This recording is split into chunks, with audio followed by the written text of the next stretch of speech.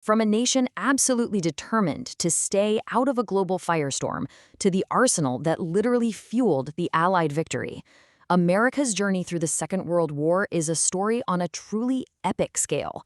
So let's dive into how this reluctant giant was finally awakened. Okay, first, just take a look at this number. Over 16 million Americans served in uniform. To put that into perspective, that's more than the entire population of New York City, Chicago, and Los Angeles combined back in 1940. This was an effort that touched every single family, every town, every corner of the nation. All right, so here's our roadmap. We're going to look at how America got pulled into the war, then the fight in Europe, the fight in the Pacific, the massive effort on the home front, and finally the victory and the legacy it left behind. So let's start at the beginning, with a nation that, for the most part, wanted absolutely nothing to do with another world war. I mean, the memory of World War I was still so fresh, and the mood in the country was all about strict neutrality. But, events have a way of pulling you in, step by painful step. It started with words, like Roosevelt's quarantine speech back in '37. Then it moved to actions. The Lend-Lease Act in 1941 basically ended any real pretense of neutrality. America became the arsenal of democracy, sending a fire hose of war materials to the Allies. By September of that year, there was pretty much an undeclared naval war raging in the Atlantic. The U.S. was on a collision course. And then, everything changed. The surprise attack on Pearl Harbor on December 7, 1941, was the final devastating shove. FDR's famous words the very next day weren't just describing an event, they captured the shock and fury of an entire nation. Just like that, the debate over isolationism wasn't just over, it was obliterated. The country was unified and ready for war. So, America is officially in the war, but that brings up a huge question. Where do you even start? I mean, the attack came from Japan, right? But the Allies made a really critical strategic decision. They decided on a Europe-first strategy. Now you might be thinking, wait, why focus on Europe when Japan attacked America directly? Well, the logic was pretty cold and clear. Germany, with its massive industrial power, was seen as the bigger long-term threat. If Hitler conquered all of Europe and the Soviet Union, he could become unstoppable. Plus, you had Stalin screaming for the Allies to open up a second front to take some of the pressure off. So here's how that strategy played out. It started with Operation Torch in North Africa. From there, U.S. forces invaded what they called the soft underbelly of Europe, Italy. Turns out, it wasn't so soft. It was a slow, brutal, mountain-by-mountain fight. But all of this, it was all building up to the main event. And that was, of course, D-Day, the invasion of Normandy. This was the largest seaborne invasion in human history. It was the moment that all those years of planning and production had been leading up to. It finally opened that major second front that would seal the fate of Nazi Germany and point the Allied armies straight towards Berlin. Okay, but while Europe was the priority, let's not forget there was a second, completely different kind of war being fought across the mind-boggling expanse of the Pacific Ocean. And the nature of this fight, it could not have been more different. In Europe, you had massive armies slugging it out on land, liberating famous cities. In the Pacific, it was a war of ships, of airplanes, and of Marines hitting the beaches of tiny volcanic islands, separated by thousands and thousands of miles of empty ocean. The logistical challenges were just insane. In those first few months, Japan seemed absolutely unstoppable. They conquered huge territories. The U.S. Navy was seriously on its back foot. So the question is, how on earth did the tide turn so dramatically? The answer came just 6 months after Pearl Harbor, at a tiny little spot in the middle of the Pacific called Midway. Thanks to some brilliant code breaking, the U.S. Navy knew Japan's plan and set a trap.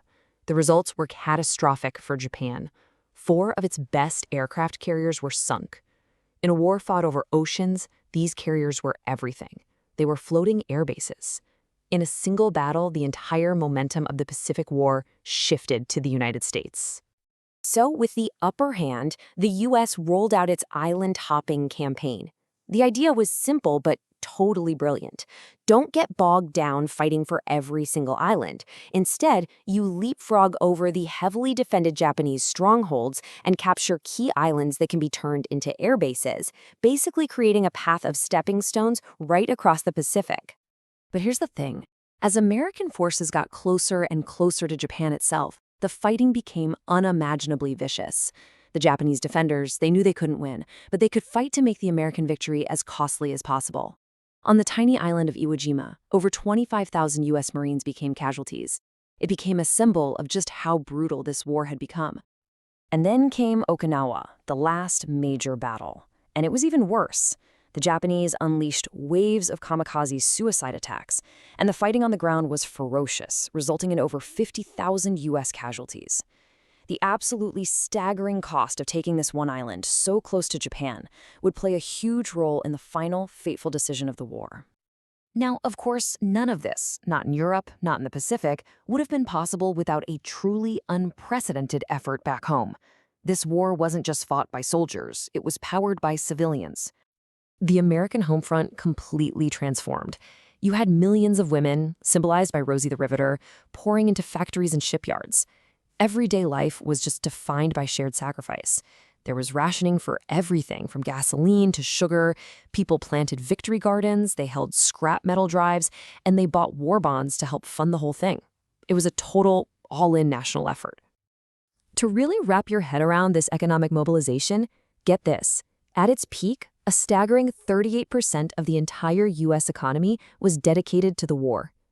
38%. For comparison, that is nearly 10 times the level of defense spending we see today. The entire nation wasn't just retooled, it was re-engineered for one purpose: victory.